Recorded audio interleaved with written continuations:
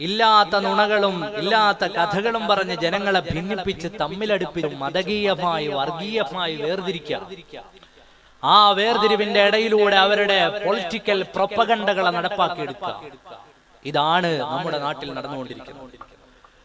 വൈകാരികമായി അവരെ ഇങ്ങനെ വൈകാരികതയുടെ മേൽ ഉറപ്പിച്ചു നിർത്തിയിട്ട് അവരുടെ ജീവിതവുമായി ബന്ധപ്പെട്ട മുഴുവൻ പ്രശ്നങ്ങളെയും, ജീവൽ പ്രശ്നങ്ങളെ മുഴുവനും അതിന്റെ പിന്നിലൂടെ മൂടിക്കളയാ. മറ്റു ചർച്ചകളൊന്നും വരരുത്. ഇവരെല്ലാ കാലത്തും വൈകാരികമായി ഈ വിഷയം ചർച്ച ചെയ്തുകൊണ്ടിരിക്കും. ഒരിക്കൽ NRC, അടുത്തത് CAA, അതിനപ്പുറത്ത് ഹലാല്. ഓരോ ദിവസവും പുതിയ പുതിയ വിവാദങ്ങൾ സൃഷ്ടിക്കുന്നതിന്റെ പിറകിൽ വ്യക്തമായ രാഷ്ട്രീയ അജണ്ടകളുണ്ട്. മനുഷ്യരെ തമ്മിലടിപ്പിക്കാനുള്ള തത്വശാസ്ത്രങ്ങൾ പ്രവർത്തിക്കുന്നുണ്ട്. അള്ളാഹു നമ്മുടെ നാടിനെ കാത്തുരക്ഷിക്കുമാറാകട്ടെ.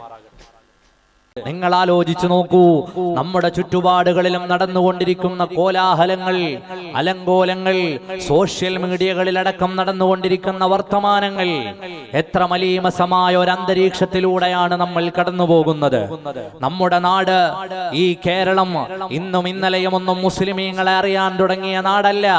കാലങ്ങൾ ഇത്രയും ഈ മണ്ണിൽ കടന്നു വന്ന പ്രവാചകരുടെ കാലം മുതൽ എല്ലാവരെയും കൂട്ടിപ്പിടിച്ച് സഹിഷ്ണുതയുടെ വക്താക്കളായി കടന്നു വന്ന മുസ്ലിമീങ്ങൾ, ഈ രാജ്യത്തെ ഭരിക്കാൻ ഭാഗ്യം കിട്ടിയവരിൽ മുസ്ലിമീങ്ങളായ ഭരണാധികാരികളുണ്ട്. സഹിഷ്ണുതയോടെ ഇവിടെ എല്ലാവരോടും വർത്തിച്ചതിന്റെ ചരിത്ര വർത്തമാനങ്ങളെ നമ്മൾ ചരിത്ര പുസ്തകങ്ങളിൽ കാണാറുണ്ട്.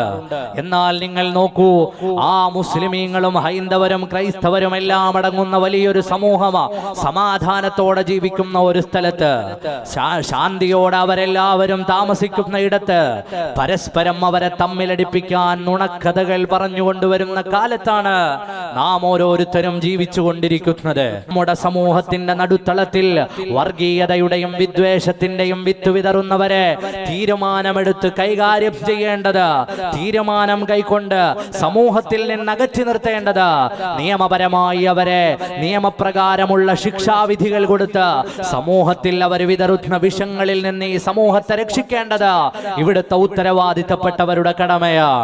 എന്റെ പ്രിയമുള്ളവരെ, നമ്മൾ അത് ആലോചിക്കേണ്ട വിഷയമാണ്. വിശുദ്ധമായ ഇസ്ലാം ലോകത്തിന് സമ്മാനിച്ചതെന്താണ്? ഇന്ന് നടക്കുന്ന നുണപ്രചരണങ്ങളുടെ മുഴുവനും മറുപുറം എല്ലാ കാലത്തും സത്യത്തെ മാത്രം ലോകത്തോട് വിളിച്ചു പറഞ്ഞു വിശുദ്ധമായ ഇസ്ലാം വിളിച്ചു പറഞ്ഞ സത്യമാണ് ലാ ഇലാഹ ഇല്ലല്ലാഹ്. വിശുദ്ധമായ ഇസ്ലാം ലോകത്തോട് വിളിച്ചു പറഞ്ഞു. ആ സത്യത്തിന്റെ സന്ദേശം എല്ലാ ജനങ്ങളുടെയും ഹൃദയാന്തരങ്ങളിലേക്ക് ഇറങ്ങുകയാണ്. മനുഷ്യരെ, നിങ്ങൾ ഒന്നാണ്. നിങ്ങളുടെ ഉമ്മയും വാപ്പയും ഒരു പിതാവിൽ നിന്നും ഒരു മാതാവിൽ നിന്നും വന്നവരാണ്. നിങ്ങൾ പകുത്തുവെക്കപ്പെടേണ്ട മനുഷ്യരല്ല. ഇന്നാ ഖലഖനാകും മിൻ ദഖരിൻ വ ഉൻസാ.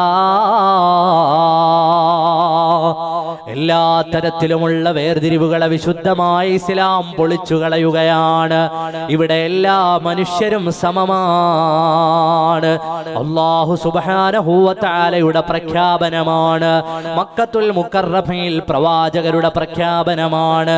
ഓ മനുഷ്യ,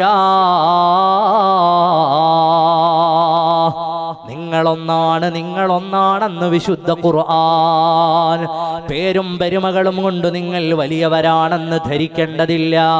നിങ്ങളുടെ അരികിലൂടെ നടക്കുന്നവരെയൊന്നും നിസാരമായി നിങ്ങൾ ഗണിക്കേണ്ടതില്ല. നിങ്ങൾ ആരാണ്? നിങ്ങളൊരു ഉമ്മയുടെയും ഉപ്പയുടെയും മക്കളാണ്. വിശുദ്ധ ഖുർആൻ. പ്രവാചകർ സ്വല്ലല്ലാഹു അലൈഹി വസല്ലമ തങ്ങൾ ജബൽ ഖുബൈസിന്റെ താഴ്വാരത്ത് മക്കക്കാരെ മുഴുവനും വിളിച്ചുകൂട്ടിയിട്ട് അല്ലാഹു ഏകനാണ്, ആ അല്ലാഹുവിന്റെ അവസാനത്തെ പ്രവാചകനാണ് ഞാനെന്ന് ഉദ്ഘോഷിക്കുന്ന കാലം മുതൽ അല്ല അതിനപ്പുറവും അറബികൾ ഈ നാട്ടിലേക്ക് കടന്നു വന്നിട്ടുണ്ട്. പ്രവാചകർ സ്വല്ലല്ലാഹു അലൈഹി വസല്ലമ തങ്ങളുടെ അധ്യാപനങ്ങളെ ലോകം നെഞ്ചേറ്റുന്നതിനും എത്രയോ കാലം മുമ്പ് നമ്മുടെ നമ്മുടെ തീരങ്ങളിൽ വന്നിറങ്ങിയ അറബികളെ സംബന്ധിച്ച് നമ്മുടെ നാടിന്റെ ചരിത്രം പറയുന്നുണ്ട്. ബൈത്തുൽ മുഖദ്ദസിന്റെ പുനർനിർമ്മാണം നടത്തുന്ന കാലത്ത് നല്ല തടികൾ തേടി അറബികളായ വ്യാപാരികൾ നമ്മുടെ തീരങ്ങളിൽ വന്നതിന്റെ ചരിത്രം നമ്മൾക്ക് പറയാനുണ്ട്. ആ സമയത്തെല്ലാം എല്ലാത്തിലുമുപരി പ്രവാചകർ സ്വല്ലല്ലാഹു അലൈഹി വസല്ലമ തങ്ങളുടെ അധ്യാപനങ്ങൾ ആരംഭിച്ചു. മക്കത്തുൽ മുക്കറമ യുഖ്രിജുഹും മിനദ്ദുലുമാതി ഇലന്നൂർ, വെളിച്ചത്തിന്റെ പർവ്വങ്ങളിലേക്ക് പ്രവാചകർ കൈപിടിച്ചു നടന്ന ആ കാലത്ത് അല്ലാഹുവിന്റെ പ്രവാചകർ സ്വല്ലല്ലാഹു അലൈഹി വസല്ലമ മക്കയിൽ നിന്ന് മദീനയിലേക്ക് ഹിജ്റ വന്ന കാലത്ത് മഹാനരായ മുഗീറത്ത് ബിൻ ശുഅബ റളിയല്ലാഹു അൻഹു അടക്കമുള്ള മഹാരഥന്മാർ നമ്മുടെ കേരളത്തിന്റെ മണ്ണിലേക്ക് വന്നു ചേർന്നിട്ടുണ്ട്. മാലിക് ബിൻ ദീനാർ റളിയല്ലാഹു അൻഹു വന്നിട്ടുണ്ട്. കേരളം മുസ്ലിമീങ്ങളെ അറിയുന്നത് ഇന്നോ ഇന്നലെയോ അല്ല. മഹാന്മാരായ അസ്ഹാബു റസൂലില്ലാഹ് സ്വല്ലല്ലാഹു അലൈഹി വസല്ലമ തങ്ങളുടെ തിരുനബി അനുയായികളുടെ പാദമുദ്രകൾ പതിഞ്ഞ ഇടമാണ് നമ്മുടെ നാട്. ഇന്ത്യ രാജ്യത്തേക്ക് സ്വാത്വികരായ സൂഫി വര്യന്മാർ കടന്നു വന്നിട്ടുണ്ട്. നമ്മുടെ നാട്ടിലേക്ക് കടന്നു വന്ന അവരെല്ലാം സഹിഷ്ണുതയുടെയും സമാധാനത്തിന്റെയും വക്താക്കളായി ഈ രാജ്യത്തെ മുഴുവനും ചേർത്തു പിടിച്ചിട്ടുണ്ട്. മഹാന്മാരായി നമ്മുടെ മസാറുകളിൽ മറപ്പെട്ടു കിടക്കുന്നവരുടെ എല്ലാം അരികിലേക്ക് നിങ്ങൾ നോക്കൂ. നമ്മുടെ മുമ്പിൽ കിടക്കുന്ന പ്രിയപ്പെട്ടവർ അല്ലാഹു സുബ്ഹാനഹു വ തആലയുടെ ബഹുമാന്യരായ ഔലിയാക്കളിൽപ്പെട്ടവർ, അല്ലാഹുവിന്റെ റസൂലിന്റെ കുടുംബത്തിൽപ്പെട്ടവർ. അവരുടെ മസാറിലേക്ക് ശാന്തി തേടി വരുന്നവർ ആരൊക്കെയാണ്? അതിലെല്ലാം മതസ്ഥരുമുണ്ട്. കാരണം അവർക്കറിയാം, മുൻഗാമികളിൽ നിന്ന് കേട്ട പരിചയമടക്കം ഈ മസാറിലേക്ക് കാരുണ്യം തേടി വന്നാൽ കരുണ തരാതെ മാറ്റി നിർത്തുന്ന ഇടമല്ല എന്ന് കേട്ടതുകൊണ്ട് രാജ്യത്തിന്റെ എല്ലാ ഭാഗത്തും മറപ്പെട്ടു കിടക്കുന്ന മഹാരഥന്മാരുടെ മസാറുകളിലേക്ക് ജാതി മത ഭേദമന്യേ ഈ നാട്ടിലെ ജനങ്ങൾ ഒഴുകിയെത്താറുണ്ട്. ആ മസാറുകളിൽ നിന്നുകൊണ്ട് അവരുടെ ആവലാദികൾ പറയാറുണ്ട്. കുറി തൊട്ടവരും കുരിശു വരച്ചവരും മഹാന്മാരുടെ മസാറുകളിൽ വന്ന് കരളുപൊട്ടി സങ്കടങ്ങൾ പറയാറുണ്ട്. ആ സങ്കടങ്ങൾ നിവർത്തി കിട്ടുന്ന നേരത്ത് സന്തോഷ സൂചകമായി പലപ്പോഴും പള്ളികളുടെ മുറ്റത്തേക്ക് അവർ ഓടി വരാറുണ്ട്. നാം ഓരോരുത്തരും തിരിച്ചറിയേണ്ട വിഷയങ്ങളാണ്.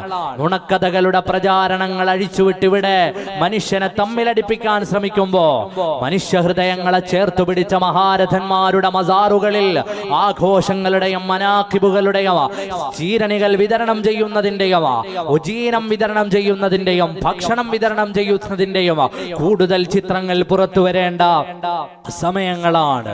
എന്റെ പ്രിയമുള്ളവരെ, നമ്മൾ ഓരോരുത്തരും മനസ്സിലാക്കേണ്ടതുണ്ട്.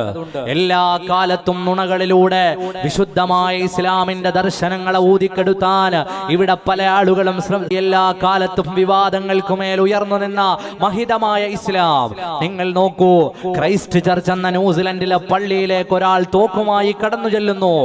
ന്യൂസിലൻഡിലെ പള്ളിയിൽ വെടിവെപ്പ് നടത്തിയിട്ട് 40ഓളം നിരപരാധികളായ മനുഷ്യർ മരിച്ചു വീണു.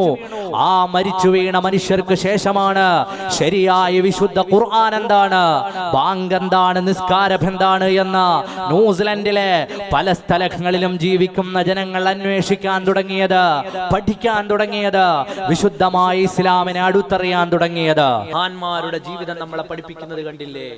മഹാന്മാരുടെ ജീവിതത്തിന്റെ ആശയങ്ങളുടെ, അവർ ലോകത്തോട് സംവദിച്ച ശൈലികളുടെ ലോകം നമ്മളോട് പറയുന്നത് കണ്ടില്ലേ? അവരുടെ ജീവിതം എത്രത്തോളം മറ്റുള്ള മതസ്ഥരെ ഉൾക്കൊണ്ടതായിരുന്നു. കുഞ്ഞായ മുസ്ലിയാരെന്ന് കേൾക്കാത്ത ആരും ഉണ്ടാവില്ല. കുഞ്ഞായ മുസ്ലിയാർക്ക് ഒരു നൂൽമദ് ഉണ്ട്. അങ്ങനെ ഒരു കാവ്യത്തെ കുറിച്ച് കേട്ടിട്ടുണ്ടോ? കുഞ്ഞായ മുസ്ലിയാർക്ക് ഒരു നൂൽമദ് ഉണ്ട്. മഹാനരായ സയ്യിദുനാ മുഹമ്മദുർ റസൂലുള്ളാഹി സ്വല്ലല്ലാഹു അലൈഹി വസല്ലം. നൂൽ എന്ന വാക്ക് അത് തമിഴാണ് എന്ന് ചില ആളുകൾ പറഞ്ഞു. നൂൽ അള്ളാഹുവിന്റെ റസൂൽ സല്ലല്ലാഹു അലൈഹി വസല്ലം തങ്ങളുടെ മദ്ഹ് എഴുതിയിട്ട് അതിന് പേര് കൊടുത്തത് നൂൽ മദ്ഹ് എന്നാണ്. അങ്ങനെയാണ് മൊയ്ൻകുട്ടി വൈദ്യരുടെ മാപ്പിളപ്പാട്ടിൽ 12ഓളം ഭാഷകളുണ്ട്. ആധുനിക പാട്ടുകാരുടെ ഭാഷയല്ല, മൊയ്ൻകുട്ടി വൈദ്യരുടെ മാപ്പിളപ്പാട്ട് 12 ഭാഷകൾ. തമിഴും സംസ്കൃതവും അറബിയും മലയാളവും ചെന്തമിഴും തമിഴിന്റെ വകഭേദങ്ങളും എല്ലാം ചേർന്നതായി. അത്രയും ഭാഷകളിൽ പാണ്ഡിത്യമുള്ള ആളായിരുന്നു മൊയ്ൻകുട്ടി വൈദ്യർ. അതുപോലെ നൂൽമദ്ഹ് രചിച്ചിട്ട് മഹാനരായ കുഞ്ഞായി മുസ്ലിയാർ അത് ആദ്യം പാടിക്കൊടുത്തത് മങ്ങാട്ടച്ചൻ എന്ന ഹൈന്ദവനായി. മങ്ങാട്ടച്ചൻ എന്ന ഹൈന്ദവനാണ് കുഞ്ഞായി മുസ്ലിയാരുടെ നൂൽമദ്ഹ് കേട്ടത്. ആ മങ്ങാട്ടച്ചൻ എന്ന ഹൈന്ദവനാണ് സാമൂതിരിയോട് പറഞ്ഞത്, രാജാവേ, കുഞ്ഞായിൻ എന്ന നമ്മുടെ ഈ കൊട്ടാരത്തിന്റെ ചുറ്റുഭാഗത്ത് തന്നെ ജീവിക്കുന്ന മുസ്ലിം പണ്ഡിതനായ മഖ്ദൂമിന്റെ ശിഷ്യനായ കുഞ്ഞായി മുസ്ലിയാർ, അയാളൊരു മനോഹരമായ കാവ്യം രചിച്ചിട്ടുണ്ട് രാജാവേ. സാമൂതിരി രാജാവിന്റെ കൊട്ടാരത്തിലേക്ക് കുഞ്ഞായി മുസ്ലിയാർ വന്നു. മങ്ങാട്ടച്ചൻ പറഞ്ഞല്ലോ, നിങ്ങളൊരു കാവ്യം രചിച്ചെന്നൊന്നു പാടുമോ? മഹാനരായ കുഞ്ഞായി മുസ്ലിയാരുടെ നൂൽമദ്ഹ് അറ്റു വീഴുകയാണ്. നബി സല്ലല്ലാഹു അലൈഹി വസല്ലമ തങ്ങളുടെ വർണ്ണനകളുടെ, പുകഴ്ചകളുടെ പാട്ടുകൾ സാമൂതിരിയുടെ കൊട്ടാരത്തിൽ ഇങ്ങനെ ഓളം തല്ലുകയാണ്. അവിടെയുള്ള പണ്ഡിതന്മാർ പറഞ്ഞു, എത്ര മനോഹരം, എത്ര മനോഹരം, വളരെ ഭാഷാ വൈഭവമുള്ളയാൾ. കുഞ്ഞായി മുസ്ലിയാരുടെ പാട്ടിങ്ങനെ അധികരിച്ചതിന്റെ വരികൾ ഇങ്ങനെ ചൊല്ലി ചൊല്ലി ചൊല്ലി, നൂൽമദ്ഹിന്റെ വരികൾ ഇങ്ങനെ ചൊല്ലി ചൊല്ലി തീരുന്ന ഉടനെ ഇരുന്ന ഇരിപ്പിടത്തിൽ നിന്ന് ഹൈന്ദവനായ സാമൂതിരി രാജാവ് എഴുന്നേറ്റു. കുഞ്ഞായി മുസ്ലിയാർ എന്ന മുസ്ലിം പണ്ഡിതന്റെ അരികിലേക്ക് വന്നു.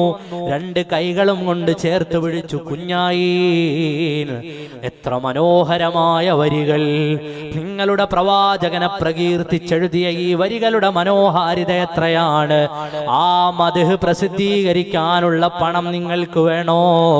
എന്റെ ഖജനാവിൽ നിന്നു തരാം. ഹൈന്ദവനായ സാമൂതിരി രാജാവാണ് കുഞ്ഞായി മുസ്ലിയാരുടെ നൂൽമദ്ഹ് അച്ചടിച്ചു വിതരണം ചെയ്യാനുള്ള ആദ്യത്തെ സംഖ്യ നൽകിയത്. ഖജനാവ് തുറന്നിട്ട് അവർ ആവശ്യമുള്ളത് എടുത്തോ. നമ്മുടെ ഇടയിൽ മനുഷ്യത്വത്തിന്റെയും സാഹോദര്യത്തിന്റെയും മതമൈത്രിയുടെയും ചരിത്രങ്ങളും ചിത്രങ്ങളും ഉണ്ട്. ഇന്നലകളിൽ നമ്മൾ പരസ്പരം സന്തോഷത്തോടെ ജീവിച്ചവരാണ്. നമ്മളെ തമ്മിലടിപ്പിക്കാൻ, നമുക്കിടയിൽ വൈരാഗ്യങ്ങൾ ഉണ്ടാക്കാൻ, അതിന്റെ മറവിലൂടെ നമ്മൾ അനുഭവിക്കുന്ന സാമൂഹിക പ്രശ്നങ്ങളെ മറച്ചുപിടിക്കാൻ നടക്കുന്ന ശ്രമങ്ങളെ ഒറ്റക്കെട്ടായി സമൂഹം പ്രതിരോധിക്കേണ്ടതുണ്ട്. അല്ലാഹു തൗഫീഖ് നൽകുമാറാകട്ടെ.